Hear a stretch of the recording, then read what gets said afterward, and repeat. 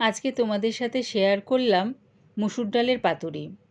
এই লাউ পাতা দিয়ে মুসুর ডালের পাতুরির রেসিপিটা বানিয়ে গরম ভাতের সাথে খেয়ে দেখো, দারুণ খেতে লাগে। কিভাবে বানাবে এটা চলো দেখে নেওয়া যাক।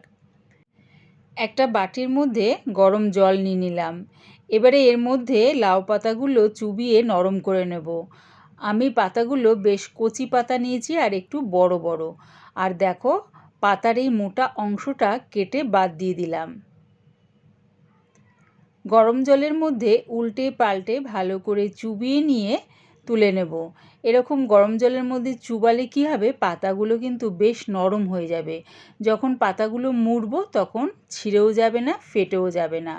ভালো করে চুবিয়ে নিয়ে সব কটা পাতা তুলে নিলাম। মুসুর ডালটা আমি ভালো করে ধুয়ে জলের মধ্যে 1 ঘন্টা থেকে 1.5 ঘন্টা মতন ভিজিয়ে রেখেছিলাম। জলটা ছেঁকে মিক্সির জারে দিয়ে দিলাম। কোনো রকম জল না দিয়ে মিহি একটা পেস্ট বানিয়ে নিলাম।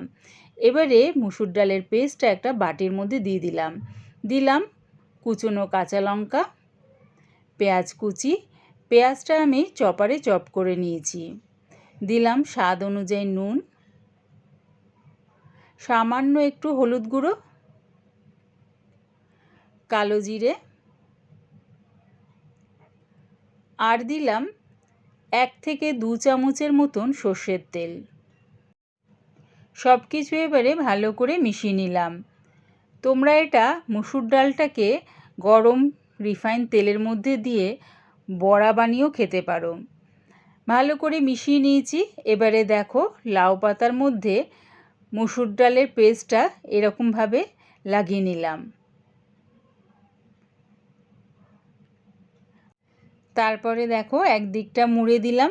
মুড়ে তার ওপরও আবার মুসুর ডালের পেস্টটা লাগিয়ে দিচ্ছি। খুব একটা বেশি পেস্ট দিও না, পাতলা করে এরকমভাবে ঠিক পেস্টটা লাগিয়ে দিও। তারপরে এই সাইডটাও মুড়ে দিলাম, তার ওপরও আবারও মুসুর ডালের পেস্টটা লাগিয়ে নেব। যতবার পাতাটা ভাজ করব ততবার মুসুর ডালের পেস্টটাকে লাগিয়ে নেব, তাহলে দেখবে ভাজার সময় পাতাটা খুলে যাবে না। এবারে দেখো, ওপরের দিকটা এরকম নাবিয়ে ভাজ করে নিলাম। তার ওপরও আমি মুসুর ডালের পেস্টটা লাগিয়ে নিচ্ছি। এবারে নিচের দিকটা ওই একই রকম ভাজ করে মুসুর ডালের পেস্টটা দিয়ে আঙুল দিয়ে ভালো করে লাগিয়ে নিলাম। তাহলে কি হবে, দেখবে পাতাটা খুলে যাবে না। সব কটা আমি একই রকমভাবে রেডি করে নেব। কড়াটা গরম হয়ে গেলে দিয়ে দিলাম রিফাইন তেল। তেলটা ভালো মতন গরম হয়ে গেলে গ্যাসটাকে মিডিয়াম টু লোতে করে দিলাম। তারপরে দেখো, লাউ পাতার মধ্যে যে মুসুর ডালের পেস্টটা লাগিয়েছিলাম সেটা ভাজার জন্য দিয়ে দিলাম। উল্টে পাল্টে বেশ লাল লাল করে ভেজে নামিয়ে নেব। গ্যাসটাকে মিডিয়াম টু লোতে করে ভাজলে কী হবে, দেখবে ভেতরটাও খুব সুন্দরভাবে ভাজা হয়ে গেছে। উল্টে পাল্টে বেশ লাল লাল করে ভেজে নামিয়ে নিচ্ছি। এই রকমভাবে লাউ পাতা দিয়ে মুসুর ডালের পাতুরি বানিয়ে গরম ভাত আর টক ডালের সাথে খেয়ে দেখো, আর অন্য কিছু এর সাথে লাগবেই না।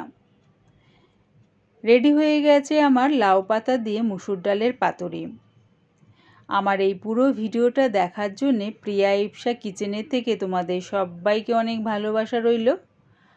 লাউ পাতা দিয়ে মুসুর ডালের পাতুরির রেসিপিটা ভালো লাগলে প্লিজ আমার চ্যানেলটিকে সাবস্ক্রাইব করে দিও।